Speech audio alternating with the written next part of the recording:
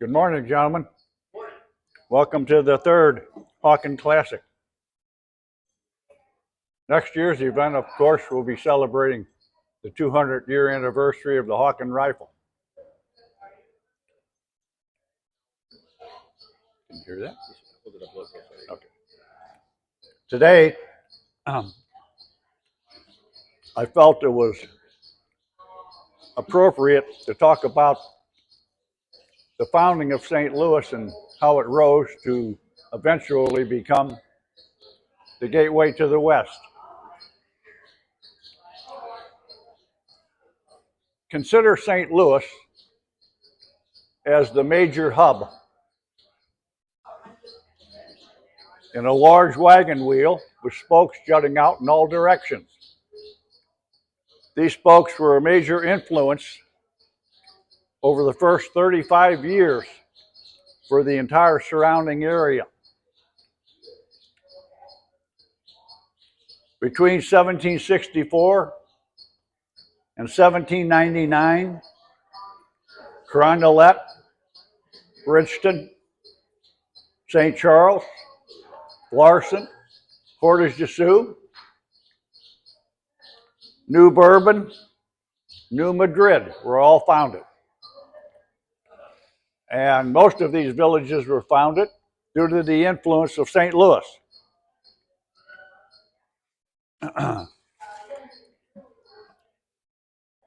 In order to understand how St. Louis was eventually founded, I think we need to go all the way back to 1673. For years, France, Spain, and Great Britain have been trying to get control of the Missouri Valley area in North America because of its vast number of fur-bearing animals and the vast quantity that existed, probably more so than in any area in the world. In 1673, two gentlemen, four actually, started on a trip down the Mississippi in canoes. In the first canoe was Marquette and Joliet. Marquette was a Jesuit priest, and his intention, of course, was to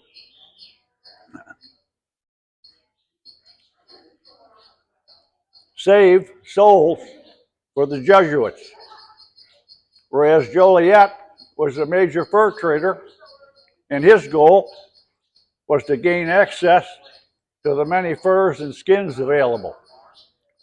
In the second canoe were two other traders. They first made contact with Algonquian-speaking people, the Peoria,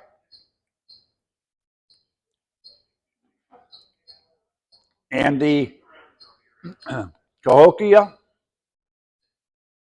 and Kaskaskia Indians, who at that time were living on the Illinois River. The Algonquians, or these tribes were Algonquian-speaking people, and after trading for a while with Marquette and Joliet, Marquette asked them if there were people living on the west side of the river. And in their Algonquian language, they said, yes, there were. They're the Omissouri. Well, Omissouri in the Algonquian language means people of the big canoes. And the Missouri Indians certainly had those, but they called themselves the Nayutachi, meaning those who dwell at the mouth of the river. This mouth of the river they were speaking about, according to most historians, was not where the Missouri flowed into the Mississippi, but much farther upstream at the mouth of the Grand River, where their three major villages were located. Anyhow, they continued progressing down the Mississippi until they came to Arkansas, and fearing they might run into Spanish controls, they turned around and headed back to Quebec. The knowledge they brought with them after this exploration, of course, soon we started seeing French Canadians coming into the Missouri Valley.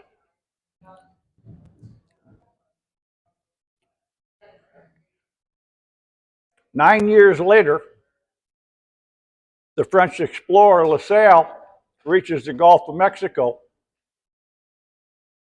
and proclaims the entire area from the Gulf to the Great Lakes and all areas westward as Louisiana in honor of King Louis XIV. It'd be 82 years following this event until St. Louis was founded.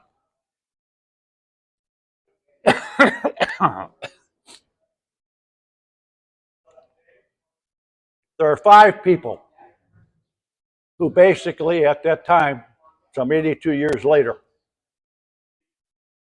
founded St. Louis. The first was Pierre Laclede. Laclede was born in the French Pyrenees in the area of Bern. He attended Jesuit boarding school in the Academy of Arms, so he was well educated. His older brother and father were prominent lawyers, and his 2 uncles were prominent physicians, so he came from a wealthy family.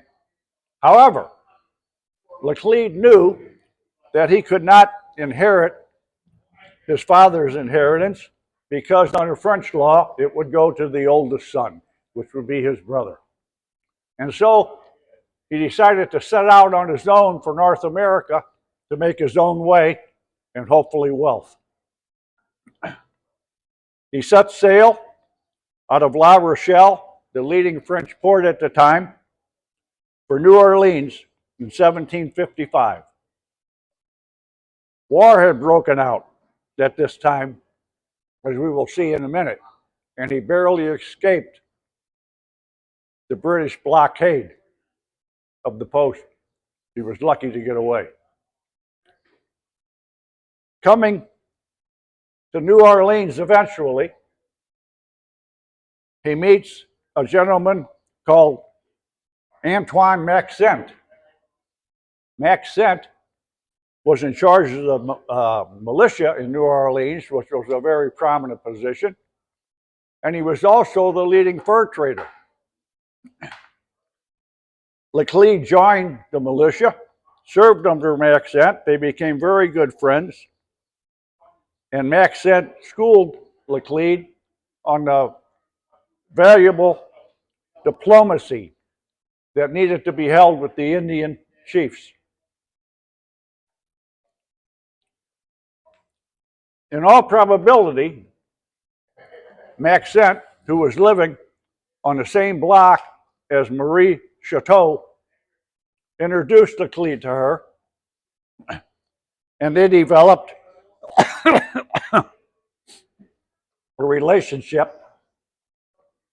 And Marie Chateau had a 13-year-old son.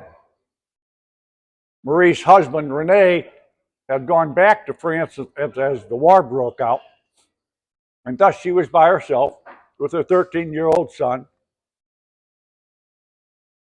Laclede Marie couldn't marry because under French law, her husband would have to be dead. And he was in France, and there was no way of proving that. Anyhow, Laclede took Chateau, a 13-year-old boy, under his wing, and he would serve with him in the founding of St. Louis.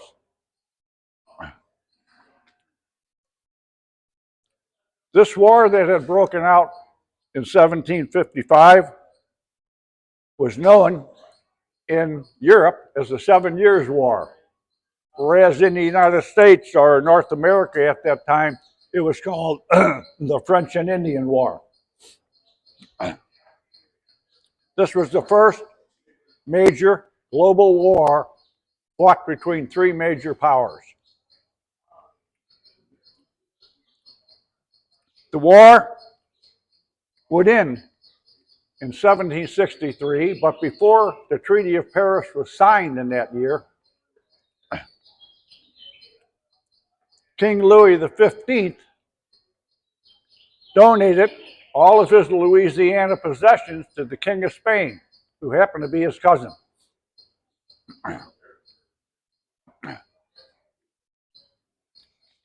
Of course, in 1763, the final Treaty of Paris was signed, and Great Britain gained control of all land east of the Mississippi. So, the Mississippi became the divider between Spain on the west side and Great Britain on the east.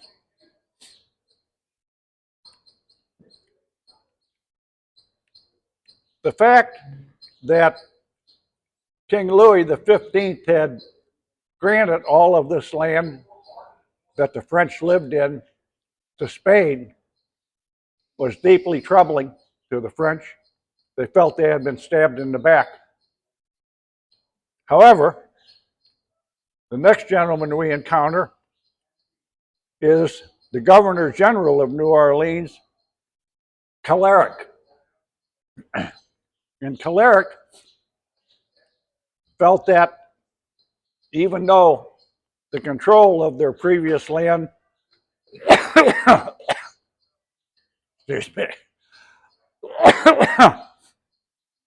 was under control of the Spanish, he still had a great opportunity. If they could establish a post in the upper Missouri Valley, it could serve as a buffer against the British. And not only that, provide a tremendous amount of wealth in furs and skins.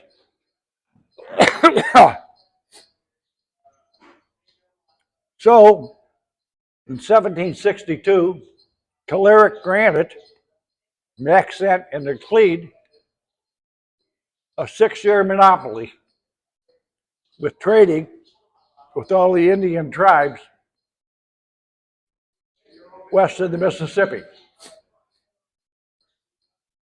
They set out in August of 1762. There were 4 bateaux manned by French Marines who were going to serve at the fort, the Charters, until it was handed over to the British. And 2 of these bateaux was Laclede, Choteau, and their supplies. Estimated, their supplies were estimated to be worth some $12,000. Normally, this would be a 3 to 4 month journey up the Mississippi because they're going against the current.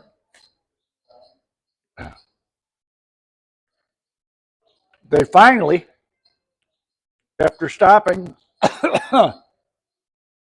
after this 1,200-mile journey, they stopped at Kaskaskia. They stopped at St. Genevieve in an effort to find a place to store their goods for the winter, but neither could accommodate them. Then they got word from Fort Charters, who was under the command of De Villers, that they could store their goods there. And they arrived there in November 1763. They stored their goods in the powder magazine, which still stands today.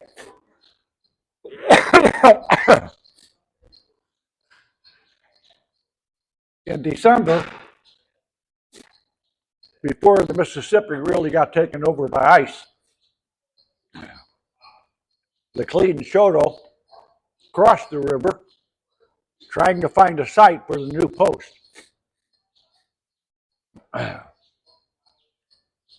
Where the Missouri comes into the Mississippi, the water was too turbulent and they decided against it, so they came back downstream and they found the ideal location.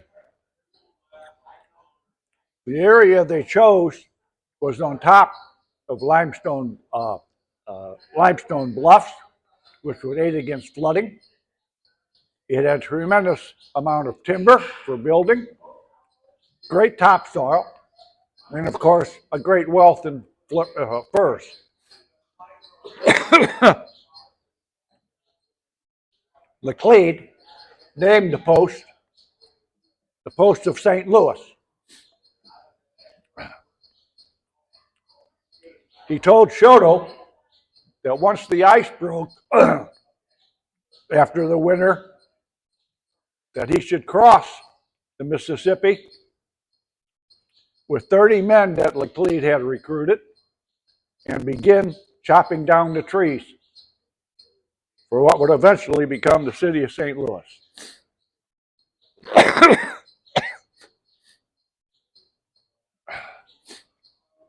Choteau began clearing trees in February 1764.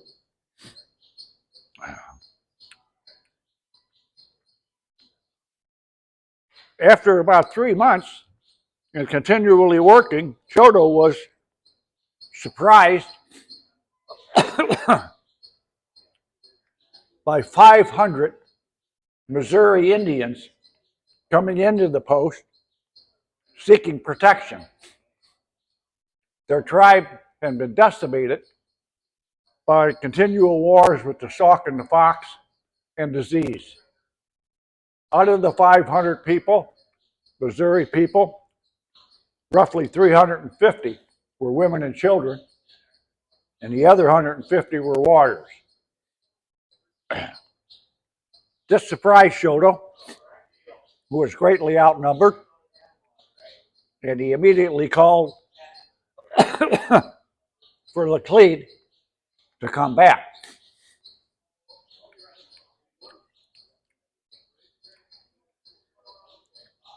Over basically 2 weeks, Laclede held parleys with the Missouri chiefs and convinced them that he simply could not allow them to build to build their village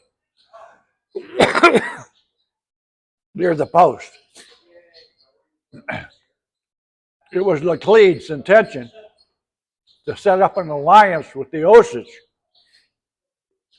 and he felt there would be a great amount of jealousy between the Osage and the Missouri if he allowed the Missouri to remain there. Even though their protection was refused, it was Indian women who dug the first foundation for Laclede's house in exchange for trade goods.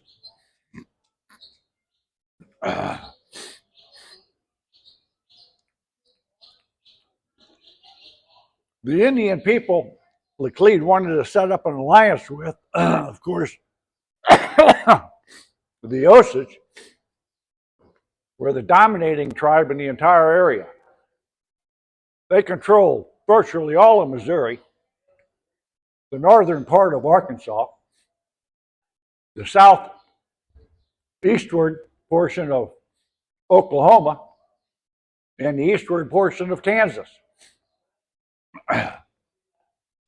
And they fought continuously, keeping other tribes out of this area.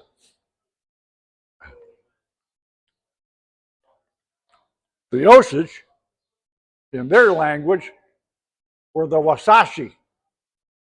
I don't know if any of you saw the movie that was up for Academy Award last year, Killers of the Flower Moon, but that was the theme song. Wasashi means children of the middle waters.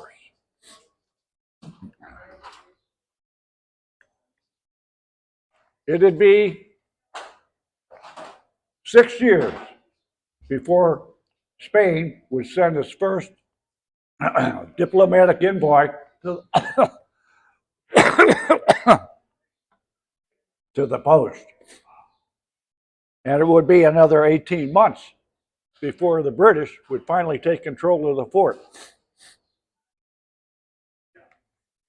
So St. Louis continued to be French in all ways.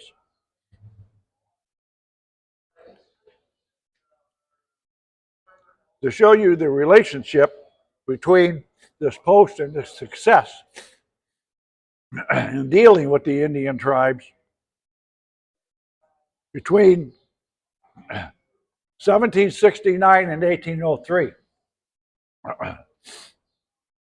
some 32 Indian nations regularly visited St. Louis to trade. It was protocol that any time the Spanish and the French were dealing with the tribe coming into St. Louis, that gifts be given. Of the 32 tribes, you can see the importance of St. Louis. Tribes from the states of Missouri, Kansas, Iowa, Nebraska, Arkansas, Oklahoma, Indiana, Illinois, Ohio, and as far away as Wisconsin, Minnesota, Michigan, Tennessee, and Mississippi came in regularly to trade.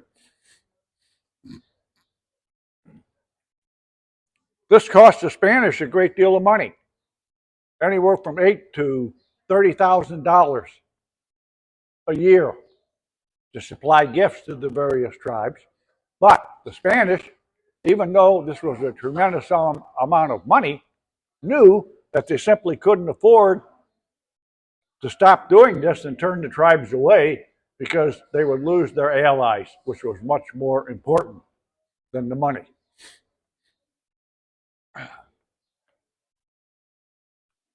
How did the Indians respond? Well, in one 3-year period, between 1772 and 1775, 625,000 pounds of furs and pelts came into St. Louis.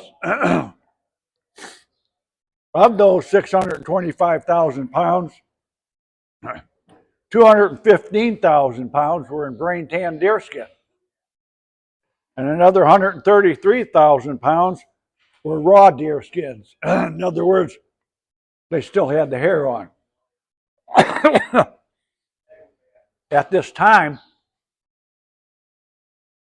France needed these deer skins in their bookbinding industry.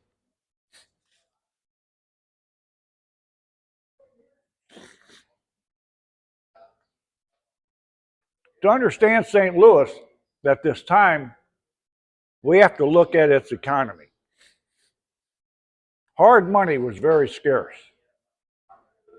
I guess that's why men didn't have pockets. There was nothing to put in them. And so, basically, the economy was a barter system. If I had something and you had something, we would trade for it. And deerskins were the primary source of income. The great historian Henry Howe in Ohio stated that there were standards of trade for basically everything you could think of. He said, under the current trading arrangements, a muskrat would be worth $0.25. A raccoon skin, 50 cents. A doe skin, $0.75. And the skin from a buck, the almighty dollar. And what we find is that the term buck came to be known as standing for $1. We still use that term today. I'm a little short. Can you loan me a couple bucks? Do you ever hear that? See? It's still with us over 200 years later.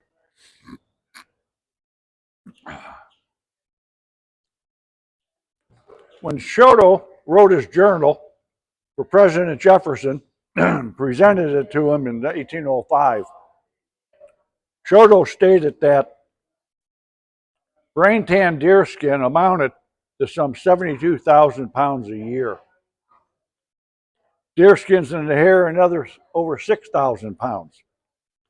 And the balance of the trade was in raccoon, fox, beaver, black bear, and buffalo robes.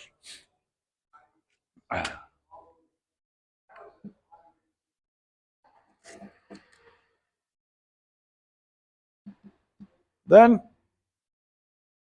another major event happened. Late in 1802, Napoleon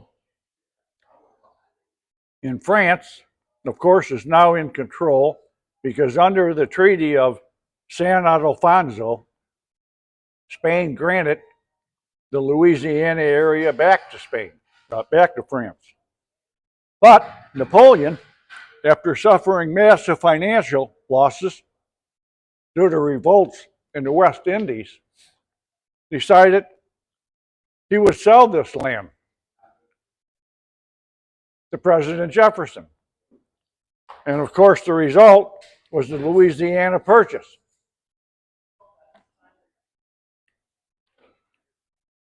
Most in Congress at the time didn't think this was a good deal at all. They thought the land was worthless. But Jefferson paid $17 million for this land, going all the way west from the Mississippi. That was quite a deal. They bought the land for about 1/10 of 1 cent per acre. Just consider that. I'd like to have that opportunity today. The French, of course, thought they had been abandoned again, and their area was coming to a close.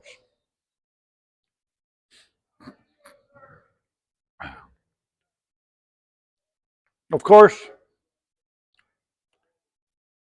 in 1803, Lewis and Clark, in the Voyage of Discovery, comes into St. Louis under Jefferson's direction, where they accumulate trade goods and a tremendous amount of knowledge about the tribes they would encounter. Jefferson's view on the Indian tribes and the French was that they were simply uncivilized. They weren't farmers. And in Jefferson's view, if you weren't a farmer, you weren't civilized.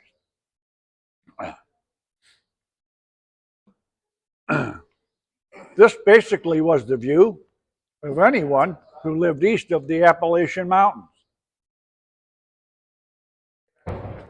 When they looked at the French, they considered a people who lived in different homes, spoke a different language, worshipped a different religion, hunted and traded with the Indians, and had different cultural beliefs. And thus, they were totally uncivilized.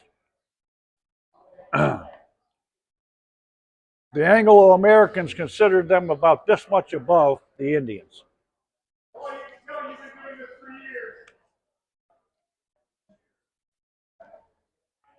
Jefferson had a dilemma.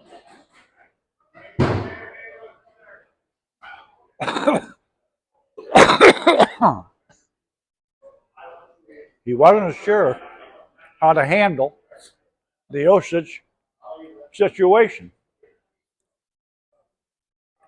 From 1764 to 1767, he invited 3 Osage parleys to Washington to discuss their situation. And he assured them that he wasn't interested in taking their land, and he wasn't interested in putting a stop to their commerce and furs. And he stated this 3 times. He knew that he simply, at this time, did not have the military strength to do anything other than allow them to continue going as they had for years. However, he told William Henry Harrison, the governor of Louisiana at the time, that once he had enough military strength, he would crush the Indian tribes in his hand. And we all know how that turned out, don't we? And so, the French basically, their heritage and their customs, especially their trade, began to come to a stop.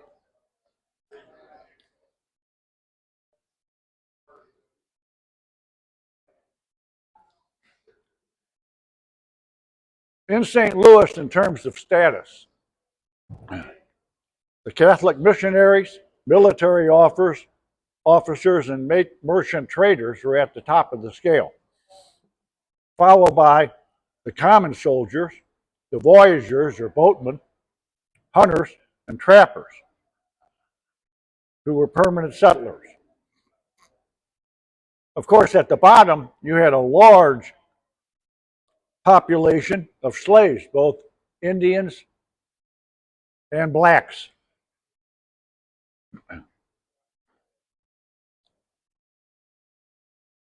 In Tanis Thorne's book, The Many People of My Relations, which goes into detail on the French-Canadian and Indian relationships, both in trade and physically, stated that in 1800, there were roughly 200 homes in St. Louis, and in 80% of these homes, there was at least one individual who had a good percentage of Indian blood. This was not uncommon. White males in St. Louis outnumbered white women almost 4-1. And there were significant values in establishing not only physical relationships with the Indian women, but trade values as well.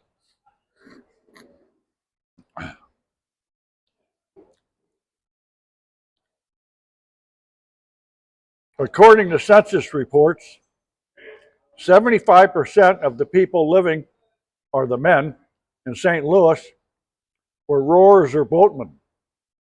24% were habitants, usually farmers.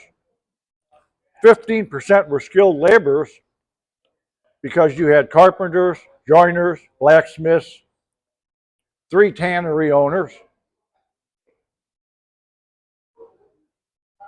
9% were hunters. 5% were traders and trappers, and 6% were merchants. And nearly everybody wore buckskin, such as the pants I'm wearing today, made from grain tan leather.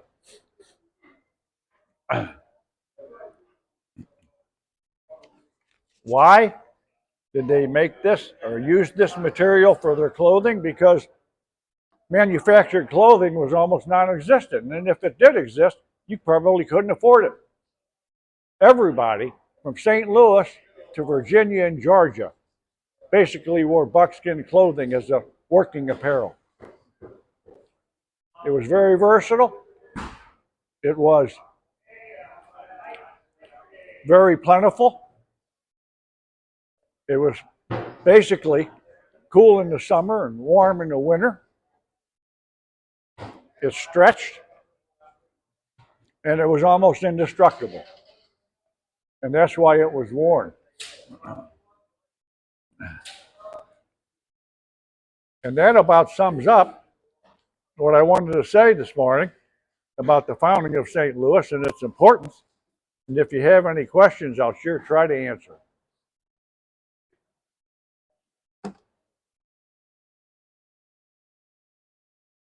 Well, I hope you enjoyed what I had to say. I'm sorry about all the coughing. It really gets me down.